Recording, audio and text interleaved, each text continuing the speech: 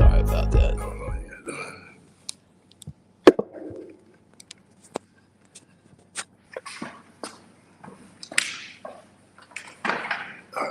Uh-oh!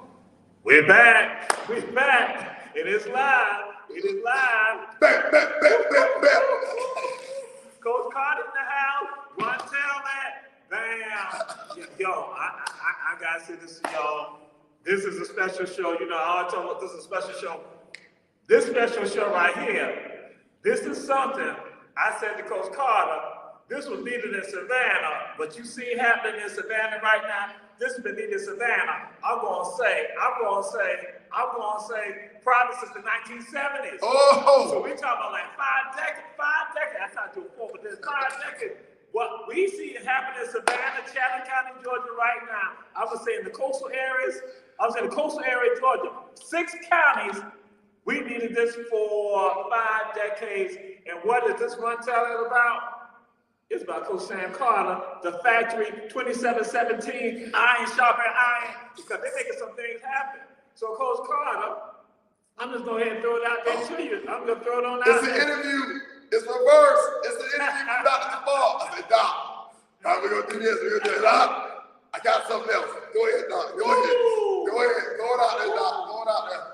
I'm going to say, Coach Carter, a historical moment occurred last year that most people don't know anything about. See, I was going to say, I ain't had to know nothing about it. Coach Carter knows about it. A historical moment that occurred on a Saturday afternoon that's tied to Savannah, Georgia, that nobody know about. And I got to say, this is an exclusive for One Town Day, Coach Sam Carter. Go ahead, Coach Sam Carter. So, the Lord helped me and my family, my wife, and my kids, and my friends and family have been encouraging me, Coach. You got to, do your thing. Start the thing, start the thing. So I've always trained people, So I was blessed to start 2717 Iron Sharpens Iron, right? After Proverbs 2717. And so what happened is I train these athletes, and they go off to college. And I train these athletes, they go off to college, some go to college, and some go pro. And it's, it's been a conveyor of 5 years, but I've always trained before that. Well, there was an instance last year on TV. We leave here, we train on Saturday morning on TV. That Coach Rob DeLoach called me and he said, Coach, right now on TV, 5 guys that come out of 2717 are on TV like right now. They are on TV, like you turn to ESPN, turn to ABC, turn to CBS. 5 different guys from Savannah were on the TV screen at the same time. And it was amazing. There was only one problem. Okay. There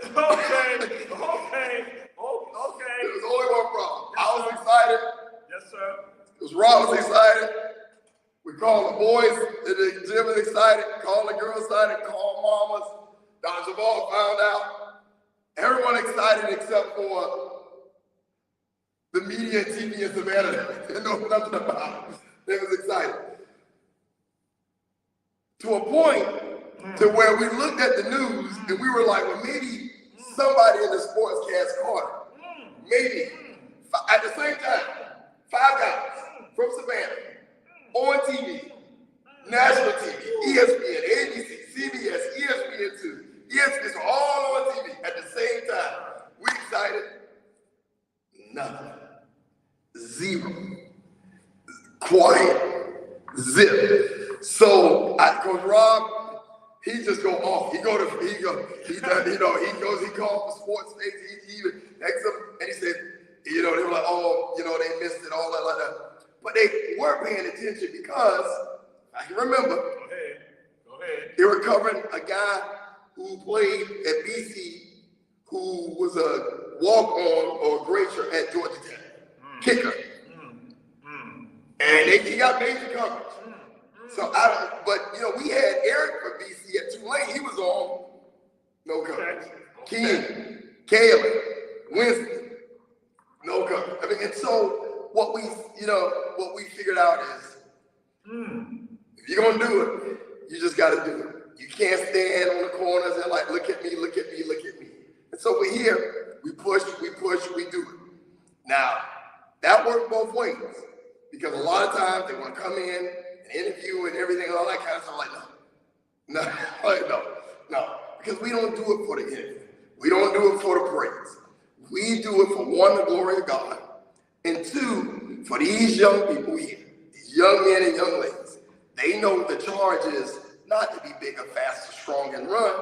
The charge is to be successful, to help your people in your community. But in Savannah, if you can believe it, 5 athletes at the same time from Savannah, Georgia, were on TV playing at the same time. It was incredible. And I was just like, and Coach Rob DeLoach called me and let me know. And when but I knew it was something because I remember like 2 or 3. I said, well, they'll play because we run home and see them play. We work out on Saturday morning, and then all right, such on. But just like these kids this year, we sending them off to school this year, and then next year we said there is a thing that he said in this community that the only thing I do is send kids to college. That's all right. Okay. And that's all right. That's all right with me. Okay, that's all right. So that's what happened, and it put a fire underneath. I already had the fire, but it's just a thing that we talk about, and it's documented. And I can find the date, but it's documented. But it just puts a fire, and we let them know that you can't do it for like, look at me. You do it for the glory of God. You do it for the people to help others. You are blessed to be a blessing to others. And if somebody pat you on the back or somebody kick you in the butt, my granddaddy Val Davis has always told me the difference between a pat on the back and a kick in the butt is nothing about 3 or 4 feet. That's it. Take it even. So if they cover you or don't cover you, fine. What I'm going to do is I'm going to do the best I can to be successful. So whenever community I'm in, I can help my community. That's it. So that's a lot. And that's a lot. And I'm going to tell you why this is a lot. For those of you who are checking out this segment of Ron Tell That, and we're going to say that everyone share. Because I now got to share this with you, Coach Carter. That is a historical moment. Probably I have to go and say, and this is based on just me running stuff through my head, never in the history of Chatham County, Georgia, have we had 5 people from here on television, let me go say it, national television at the same time. Yeah, for good. I want to be good. But now I just want to say, tell me, anyone out there, any researchers to tell me what have we had experience with? We had 5 people from this county right here, from Chatham County, that have been on national television at the same time. 5 different individuals. We're not talking about, say, one news account that's been syndicated in other stations. We're talking about 5 different individuals on television right now. Savannah. That's marketing for Savannah. That's right. That's our culture for Chatham County. That's us now. Those of you who are parents, grandparents, guardians, uncles, aunts, cousins, for some of these young men who are on television, guess what? They made history. That's it. That's family history right there. That's our community, our communal history right there. And guess what? People slept on it. But they didn't sleep on it. No, we didn't sleep on it. They didn't sleep on it. That goes to see what we got to do. And so again, now I throw it out there. To the private schools and the public schools, that is a testimony also. That's something that you all can tout with regards to your own schools. That's right. That's what I'm saying. That's why we're doing this interview right here with Coach Carter. That we ain't gonna do some other stuff. We're gonna get some other stuff. Y'all other segments coming up next month. But guess what? This right here, I want y'all to understand. This is what we needed 5 decades ago. Yes. So we got it right now. Imagine we had this 5 decades ago. Where would we be? People talk about Florida. People talk about Texas. Guess what? People look at right here. It's what's occurring. That's what's Coach Carter. Again, I gotta let you know. That's a historical moment. That again, I say a feat that has never been accomplished here yet. No. Never been accomplished. We gotta tout that. We gotta put that out there. And you said we give the glory to the Most High. Right. So now, Coach Carter, how did you get started with this? Well, here's the story. So, Dr. Jamal said, I'm thinking, I'm like, I'm going to go and we can do it this. And let's talk about that lift. And let's talk about sliding filming. And let's talk about muscle fatigue. And he said, nope. He said, I see what you do with these young men. I like inviting Dr. Jamal to the workouts with the different groups, and I let him pick. But I like, you want this group, you want that group, and he visits the group and works out with them. And the thing is, he sees like, man, we got to talk about this instead of the workout stuff, but talk about how you do and what you do. And so, with that being said, how I started was when I knew years ago that the Lord blesses us with talent. He gives us all the talent, but he blesses us with talent. And I know where I'm good at. And so when I was a trainer, when I was a coach at Savannah High, then I left there and went to SCAD, I always connected with the young people. I always connected with young people, with training them. And this is something I love to do. And so I've always had them in Savannah, 1 or 2. And my wife and family like, Sam, you open your own place. Sam, you open your own place. Sam, you open up your own place. Sam, you open up your own place. You do it for somebody else. It's just like, look, you do it for somebody else, you do it for yourself. You do it for somebody else, you do it for yourself. You do it for somebody else. And so that's what I did. I'm making a long story short, but that's what I did. I opened up my place, and then I started with one. I started with one kid. All right, my son, Samuel Jones, because you're going to start a business. And I had to start with you. You're the closest thing. So me and him, we came in, he helped me with this gym, put together my wife, my daughters. And I started with 1. And then 1, you get 4, and 4, you get 10, and it has grown, and it's a blessing. And so what happened was you begin to bring in people around in the community.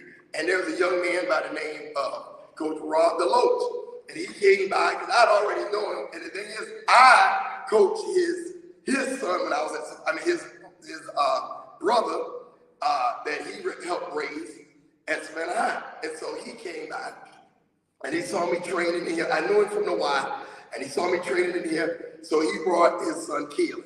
All right, and so from Keelan, and then we got more of his friends and more they started following. But the thing is, I don't advertise.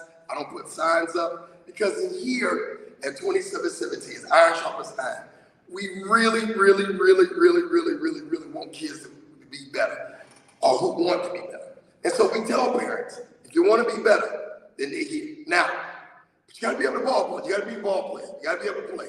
Because we take kids who are really good players and make them better.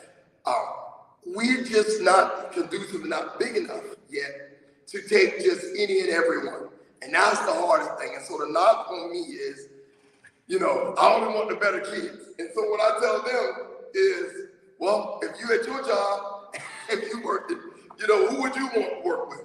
And so there is sometimes a mechanism when we just take a kid and we work with them. But what we do is iron sharpens iron. The better kids that want to work. You might not be the most talented kid, but are they willing to do the work? Because it's a lot of work to get to a lot of work because I know how I am. I am just relentless in my pursuit of you being better. Dr. Jamal will tell you. Dr. Jamal was doing those tricep plank push-ups. Them triceps are sore yesterday. And we add just pursuit of just getting better. Chase being better, better, better, good, better, best. Never let it rest. And so good is my better, better is my best. And so we got started, and the kids come in, and the point I want to make the parents, because every parent that comes in here with a child, we sit down on a Sunday, every one of them, and they get an hour of this, me talking. And I tell them that I ask them one, do you want to be better? And they say yes, and they say yes. So at this point forward, we treat you like a professional. We treat you better. You got to act better. You got to live better. You got to do your homework better. You got to clean up around the house better. You got to be a better student. You got to be a better son. You got to be a better daughter. You got to be a better. Because if you're not better, then then this is our place. Because success leaves footprints, and everybody you see successful, they become better in what they do. And every day you should be like, I want to be better. I'm looking to be better. How can this make me better? Does this make me better? And so that's what we push, and that's why I do it. And so that's how I got started from the beginning. And we push, we go, and we have kids and parents come in, and we change lives. But we change lives not because they work it out, lift the weights, and being running, being bigger, faster, stronger. We change lives because they want to be better. Because there's really only one way you can get somebody to do something. One way. Now, other people think you can trick them. No. Other people think you can fool them. No. Other people think you can bribe them. No. The true one way is you got to convince them that they want to do it. And once they want to do it, look, I'm just along for the ride. That's it. That's it. So we get better. So that's what we do here. That's what we do here. We make good better. Just to throw it out there to y'all again, I'm going to tell that family, this show is dedicated to one, Ahmad O'Neal and Colin Holden. Yes. So this is the deal. These are some young people, young college athletes also here, and so we usually train with them. We're part of the same group. Colin is now, he's going to quarterback Colin. Ahmad's going to be special forces. But what happens is that when they leave, Coach Carter now come a new stuff for me to do. So it's dedicated to them. Because them jokers like they can leave me with Coach Carter. He come a new stuff for me to do. And I can get the feeling like plank push-up. I had never knew about that. And he showed me and told me yesterday what to do. And guess what? This morning I woke up and I'm like, Coach Carter. I'm like feeling it, Coach Carter. I'm feeling the abs, Coach Carter. I'm just saying, Dr. Jamal, my whole point, Dr. Jamal, this spring coming up, Dr. Jamal, abs, six-pack, right here. Watch it. Dr. Jamal, he was like, I was like, my goal, Dr. Jamal, he gonna let the shirt off, wham. Watch it, Barry, watch what happens. Put bank on it. Dr. Jamal, on Run Tell That, we gonna go, coming up, in the middle of spring, shirt up, you gonna see, bam, bam, bam, bam. Banking. I wasn't expecting this. Yeah. That is not what this. That's what this. Look, right now, people. I'm going to. This is an aside. People like they got the spring and the summer, June coming up. They going on vacation. School get out at the end of May. Coach going on vacation. They start working out in April, May. Too late. If you want to get ready for summer, you got to do it now. Like January, February, March. That's when you get all the muscle. And then with Dr. Jamal at the end of March, April, we start cutting it down, tightening it up. So therefore, Dr. Jamal, May, school get out, graduation at Georgia Southern / Savannah State, and then bam, Dr. Jamal with his shirt off. This ain't what I was expecting. All right. So Coach Carter has a philosophy also, and something when I heard this, it impressed me. This was back in 2020 when you had to say this to someone. It's this concept of can't. Yes, sir. Can't. Yes, sir. Yeah. So in here, if the guys training, right, and we challenge them to do something, I know because I keep all their records. I know because I keep the records in the book right here behind me. I have books and logs and this is teal is the color this year. We had white last year and the year before that. They got we got notebooks on the shelf up there. But I keep since I keep the log of what they do, and I put notes in of what we have and what we do. And so I know roughly about what they can do. And so when I ask them to do something and they say can't, like, whoa, we stop the show. We stop the show. It's like, because if you tell yourself can't, the world already telling you what you can't do. The world already telling you, yeah, you can't make it. The world has told, hey, preacher from Atlanta, you can't go out there and leave these young people and walk across this bridge. Don't you know they're going to put them dogs and water on you? Hey, young man from Washington State, the first computer is 4 tons. You want to put a computer in everybody's house? You can't do that. Where you do that? Hey, young man who has a symbol in his company that's the apple that's bit off, that's ridiculous. You can't put a computer on the phone. If people want to talk on their phone, don't take pictures and cameras on their phone. The world gonna tell you you can't. The world gonna tell you you can't. I like to give an analogy. When I'm talking to the young people, I say, have you ever seen American Idol? And they were like, yes. I said, what is American Idol? Like, well, there's a person standing on stage, and there are 3 judges, and they judge the person if they sing. And I was like, yes. And then the judges will tell you, you go to California, you get your gold star, or no, you can't go. I said, okay, good. All right. So describe the people that win. And they were like, well, they stand up there on stage and they sing a song. I said, all right, what about people that lose? Well, they always usually come out crazy. They look, hair crazy cut, they can't sing. I said, okay. I said, have you ever heard of the greatest pop artist of all time? And they was like, let's say, his name is Michael Jackson. Right. And I was like, the number 2 pop artist, his name is Elvis Presley. And I said, okay. I said, now, think about American Idol. Think about Michael Jackson. Michael Jackson was known to have 1 glove, Jerry curl, tight high water pants. And his move was he walked backwards. The other guy was known to have pork chop hair. He wore a cape. And his move was his hips hunk the burning love. Now, think about them walking on stage at American Idol. Think about the 3 judges looking at them. A man with jerry curls, 1 glove, high waters, walking on backwards. Another man with pork chop, a cape in the hips. Would they go to Hollywood, or would they be laughed off stage? And it was like, oh, they'll be laughed off stage. That's right. But they're the greatest. And the reason why is because they didn't believe in the word can.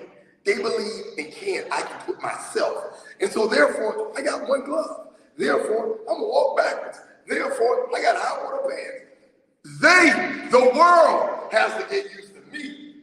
Not me has to get used to them. If you're not hurting people, if you're not stealing from people, if you're not trying to frame people, if you're not trying to maliciously go after people, stab them in the back, and if you're doing what you doing what you do it. Do it. You stop breaking the law, you have to believe. Because if you don't believe in you and believe in yourself, who else will? And so therefore, when we challenge them in here and they say can't, +1. When they say they can't do it, +1. Try. I'm gonna do the best I can. I'm the best I can. And so that's what we tell them. I'm the best thing there is, and the only thing I got. I'm the best thing there is, and the only thing I got. And so therefore, the effort. Sometimes I know it may be a little bit much, but they're doing the best they can to get it. But when they say can't and shut down, they know, they just shake their head. And we get these young people to realize, just like Michael Jackson, just like Elvis Presley, just like Martin Luther King, just like Bill Gates, just like Jobs, just like people who have been forefront, out front. Oftentimes the people who are judging them never seen it before. And we know what happens when you have people who are afraid and never seen it before. Because people have the fear of heights, people have the fear of talking in front of people, but people also have the fear of the unknown. And we know when people are afraid, people fear something that they want to get rid of, or they want to kill it. And they fear and they fear, and we see this in our society throughout history. We see that when people fear something, they fear instead of trying to learn it, different cultures, instead of trying to learn, people coming out of the fields and coming into the classroom, instead of trying to learn from each other, we'll steal it. We'll steal the way we cook, we'll steal the culture, we'll steal the way they talk, we'll steal it, but we want to simulate them into our stuff. We'll steal it. And our children are like them, but we won't put them with us, but we'll steal the way, we'll steal their style, we'll steal their fashion, we'll steal the way, we'll steal it, because it's fear. Fear is the drive. And so what we do is we try to, don't say can't, don't be afraid, you can do it. And so that's what we push, don't say can't, don't be afraid, you can do it. And so we push it forward. Once they get that can't out of their system, you see. And here's the thing, for my son and these kids, I don't use weight belts.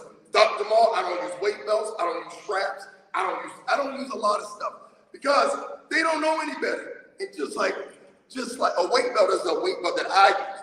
Because when I first started working out, the person who showed me used a weight belt. Right? And now I am addicted to weight belts. I have to use a weight belt.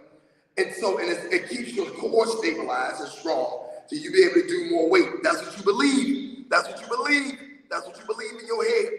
The fact that I don't give them a weight belt. They don't know anything about weight belts. So we have kids that squat 100, 200, 300, no weight belts. And they're fine because I don't introduce that hook to them. I don't introduce that there is an out. They don't know this is an out. They don't know. Because if you don't give them an out and you just make them go forward and they don't have an out and they'll look for kid, but if they don't have an out, they'll go forward.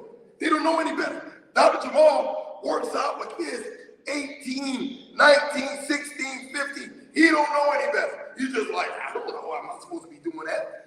I don't know, 300 pounds. I don't know. So I just do it. Don't give them out. There is a time that we're in here. We have kids putting that kind of weight. We have a young man who is 130 pounds, and he's squatting 250, 260, double his weight. He don't know that double his weight is off the chart. He don't know at the age of 50. And I don't tell him, Calvin, I don't tell him, just keep going. I don't tell him, who am I to limit them? Who am I to limit the next Michael Jackson? Who am I to limit the next Elvis Presley? Who am I to limit the next Martin Luther King? Who am I? So they were like, Coach, how much can I do? Well, how much you feel? Let's go. Let's see. And so no can't. That's the short story. No can't. Because oftentimes when you limit yourself, you don't know your potential. Just try it to see where we are. And some of y'all know Calvin's daddy. Let y'all know. Some of y'all out there, I ain't talking about. Some of y'all know Calvin's daddy. He's always a good brother that y'all know his daddy. Just let y'all know that. So yeah. See, so some other parents y'all know too, who send their young people right here, 2717. And the thing that's also impressive about 2717, about what Coach Carter said, some of y'all may not understand it. He also makes sure that academically they're on top of it. You heard he also say, because I've been in here when he said, you up playing the game. How long are you playing the game? They're like, 2 o'clock. I can tell. So he's on them also saying, like, hey, listen, wait a minute. He's not only looking at them with regard to that physical being, but also that mental, that emotional being, also that development. So Coach Carter, I'll let you share some of that. So this is what we do with academics. We tell them, and they know, they understand that there's something that always be weak, something that always be weak. And they'll say strong. Strong beats weak. That's right. Strong beat weak. Strong beat weak. A weak person, a strong person me, then that strong person gonna get that weak person. But then there's something that beats strong. They're like, what? They're like, what? Smart. That's right, smart. Smart beats strong. Smart beats strong. Smart beats strong. Strong beats weak. Smart beats strong. For every one athletic scholarship, for every one athletic scholarship going to college, there are 77 academics. Your opportunity to go to college academically, we tell them in the beginning, is much, much greater than going to athletics. We like smart. We like kids that get bright. Now remember smart and bright are not just, I'm just some savant and I was born to have an IQ. Smart and bright is I know how to sit in front of the class. I know how to talk. I know how to communicate with the teacher.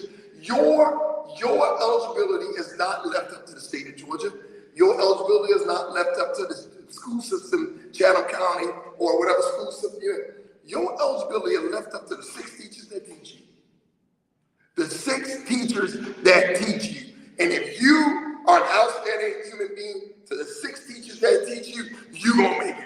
You're going to pass. I didn't say nothing about how smart you are. I didn't say nothing about your IQ. Those teachers, I was a teacher. Doc is a teacher. If you got a student who is working and doing the best they can, you're going to help them. You are going to help them. So what we do is we get them indoctrinated from the beginning. Yeah, the Lord blesses us with talent. Some kids are just brighter. We have Micah. He is bright. Over 4.0 grade point average. Micah is bright.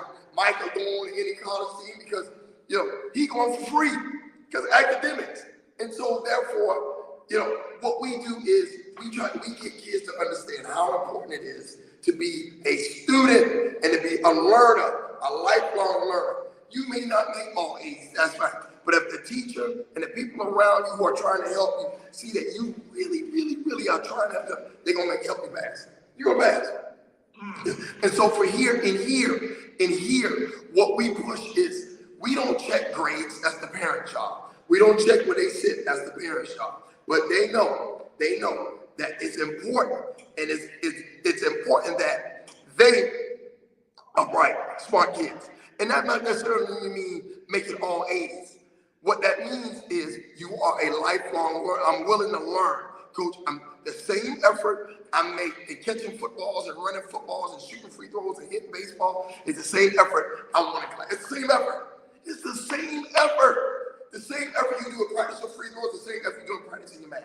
The same effort you do is hitting the baseball, the same effort you do is hitting the books. It's the same effort. It's the same effort. And so what we push to them is this.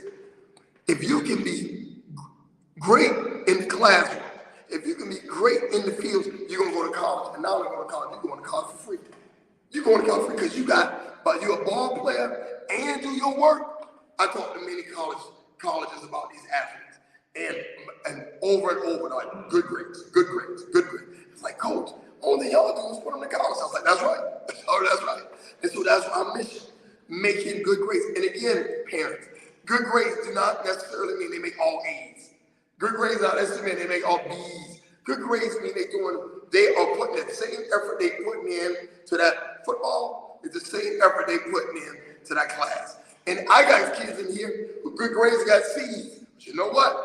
That's the best. They're giving everything they got, and the teachers know they're doing everything they have. And so that's what it is. And so we don't use excuses as well because I'm a jock. I can't do this. No can't. We want both. We want you to be a ball player and you get your work, good grades. You make the grades together and they intertwine so they get the connection. There's no separation of the two. You can have 2 in 1. You can have a really, really good student and a really, really good athlete. And so we push that. And so me as a teacher, because I'm so pushing academics and learning and being a lifelong learner, when they get those +1s where they have to run, they know that they could get the credit taken off academically. I'll come up with some kind of academic question. I'll come up with some type of academic. And they'll come in with some type of academic, some type of event, some type of history stuff, and then they can share it with the group. They get a credit. They can share it with the group. We take it off. It's something Doc has witnessed it. You have these young men standing up talking about, not just civil rights, but math and history and science and social studies. Ball players, 6'2", 6'3", 300 pounds, get recruited. Talking about academics, get them engaged and being alive and loving to learn. So I challenge them, and I challenge you. I challenge Doc, Rob. I challenge everyone, and I do myself. Every night before you go to sleep, take 5 to 10 minutes and learn something new about something. Every night, and they know it. He's gonna tell you every night. So I said, "What you learned last night?" And they got to be ready. Learn something new about something. learn something about a different culture, about different people, about you always want people to understand. You always want people to understand. You always want people to understand. We want them to understand. You want to be understood. So you want to be understood. Forget understanding. We want them to always understand. You want to be understood. You want to be understood. I got it. Forget understanding. And so what we want them to at night, before they go to sleep on their phone, everything, understand somebody else. Understand something else. And so I'll ask you, what'd you learn? Tell us something you learned. Stand up and tell us something you learned. Stand up and tell us something you learned. Stand up straight, speak loud, clear. Tell me something you learned. All of them, they know they gotta have something to learn because he's gonna ask you something you learned. And so they get them in the mindset of, because they are talented kids athletically. Get them in the mindset of, I'm also talented academically. And that's what we push. The two, and both of them, they work together. All right, Coach Carter, it's been a pleasure, and we're going to let you close out with what your vision is for these young men and young ladies who come to 27-17 once they finish college. We're going to close out that way right there, because I heard you say some stuff to them that I thought was also powerful and important for you all, because that's why we do Run, Tell That, and do a second with Coach Carter, because again, something he talked about, and he fulfills it, he lives it. I want them, they know the most important thing. I want them to be able to not only vote in the voting process when they get out and be successful, so they can come back. When you're getting on a plane and everybody sitting on the plane, my favorite part, my wife is sitting there, and then they have the person comes up and they talk about the seat. The plane about to get there, and says sometimes the closest exit is behind you. So the yellow, oh, there it is right there. And then they say my favorite part right here. They say, in the event of a loss in cabin pressure, what happens? Face mask comes down. And what do they say then? Put yours on first. Put yours on first. You got to get your own face mask on first. Everybody you want to go help, but your face mask not on. So when I tell them, you go here, you go to college, you be successful, go get your face mask on. Get your face mask on. So when you get your face mask on, it's much better that you can help. You want to do something for your community and your society? Get your face mask on. You want to do something for your people? Put your face mask on. You want to do something for your church? Put your face mask on. The greatest thing you can do for your family? Put your face mask on. The greatest thing you can do for your friends? Put your face mask on. Put your face mask on. You can't help nobody until you put your face mask. You want to help people? Put your face mask on first.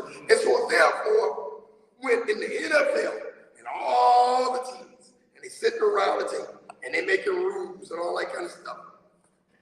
There was one young man who played years ago for one of those owners who took a knee. He took a knee. Well, and all those rules and all those owners decided, we don't want him anymore in our league. We don't want him anymore in our league because he took a knee. Because he took a knee because he don't like the military? No, he took a knee. So the social injustice and what the police brutality are doing to the people, they have the same color. But guess what? When we talk about the same color, there's nobody around that table with that color. So therefore, there's nobody, I don't understand what he's talking about. But if we had somebody who had their face mask on, who was successful enough to own the team and they sitting around that table, come on now, start preaching. Now, if we had somebody who could sit around that table, guess what would have happened? When he took a knee, and all the owners said, no, I don't want it. He said, well, I know what he's talking about. Because I too was he come play for me. Here, see, when you put your own face mask on, first, you success, then you own the script. You own the store. So when a person comes in with a fake $20 bill,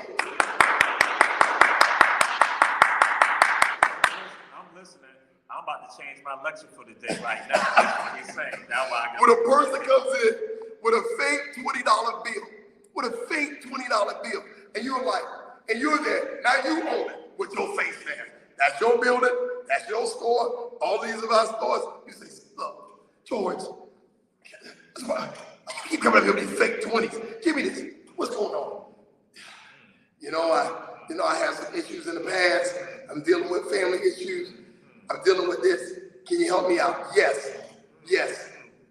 Here, put this apron on. I'm sweeping and mopping. You come help me sweep and mop. Put you on the payroll. You earn some money. You have to keep pushing these fake 20s. We don't have to keep pushing the fake 20s when you own it. But see, when somebody else owns it, the say-so is, now when the police come, you don't recognize, take him out. And you standing there owning it like, and you looking the other way. Put your face mask on first. And so that's what we tell them. Get your face mask on first. When they leave here, keep putting your face mask on. And then once your face mask comes on, then you can come back to your community. And then you can truly help, truly do. Now, there's nothing wrong with your presence of marching, Alicia. Nothing wrong with the boots on the ground. Nothing. Yes. But while we working boots, own something. Own the business. Own the property. Own the house you live on. Have say-so. Sit on city council. Sit on county commission. Sit on the state seat. Have say-so. Mask on. Say-so. And that's what we talk about. So we encourage them here. Don't just take what they say. Have say-so. Have say-so. Start your own business. Do your own thing. And if they know it, I push that. I preach that. Have say-so. And the only way you can get say-so, you got to own stuff. Your name got to be on it. That's your property. You register it. That's your label. That's yours. That's mine. That's mine. So I got to say so. And so that's what we challenge them to do. It may not be. They may be a football player, but it may not be in football. Basketball player, it may not be in basketball. Whatever it is, have say so. Put your name on it. Have say so. And so therefore, when you're sitting around the table, he can come play with me. Therefore, when the store is open, he can come work for me. We work together. We work together. Have say so. Powerful. That's what I'm saying. Because I'm dealing with inequalities. That's what my first class, inequalities. And I already got some other stuff lined up to talk about, people who got killed in Brunswick, Georgia.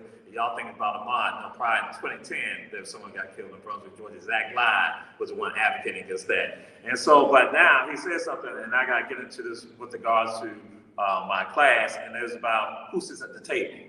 That's it. Who sits at the table will decide what will happen to you, your present, and your future. So that's why it's like, I got hit up with who sits at the table. That's what Coach Carter does. See, that's what iron sharpens iron. So now I already have my game plan, but he do something out there. So again, I was like, okay, I think I set it up. You got to get at that table. That is power. And so, if you're not at the table, you are on. Woo! The menu. Woo! If you're not at the table, I can tell you what I'm here. You're on the menu. If you're not at the table, you're on the menu. If you're not sitting at the table, you are on the menu. Get at the table.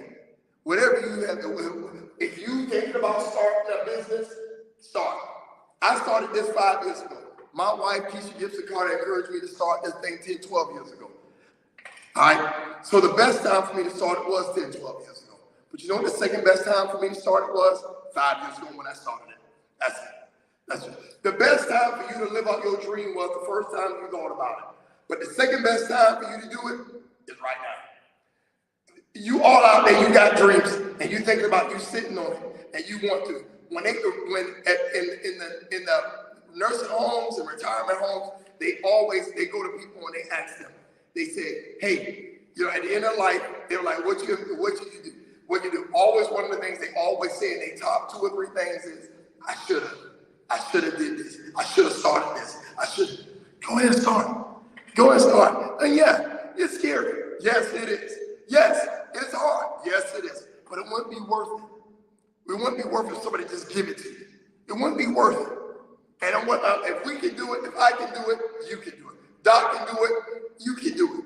There's nothing special about us. The only thing is we just surround ourselves with iron something. Look, if you got a circle of friends and you're doing the same circle of friends, and your circle of friends, and you are the average of those circle of friends, and all y'all just sitting around and you're not pushing, and you're not doing the community, and you're not helping others, and you're not pushing forward, the circle of friends, me, my phone, no more, there's not more circle of friends. You're in a cage. You ain't in no circle of friends. You are in a cage. You're not in no circle of, come on. You're not in the circle of friends. You're in a cage. If your friend's not challenging you enough to push you enough to go forward, if your friend's not pushing you enough to do it, these are not circle of friends.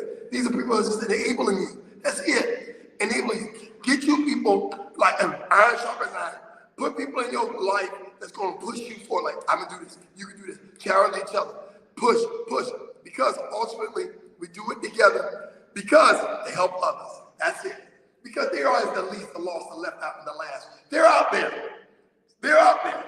They're out there. They don't hear these little voices. They don't hear Dr. Jamal and myself talking on this podcast. But you do. And you can do something about it. You know it's something out there.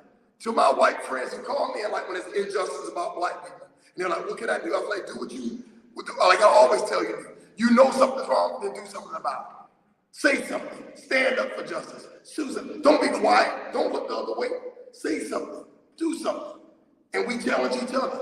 Just like with our success. Challenge each other. Push. And so I surround myself with these young people who push. Dr. Jamal who push.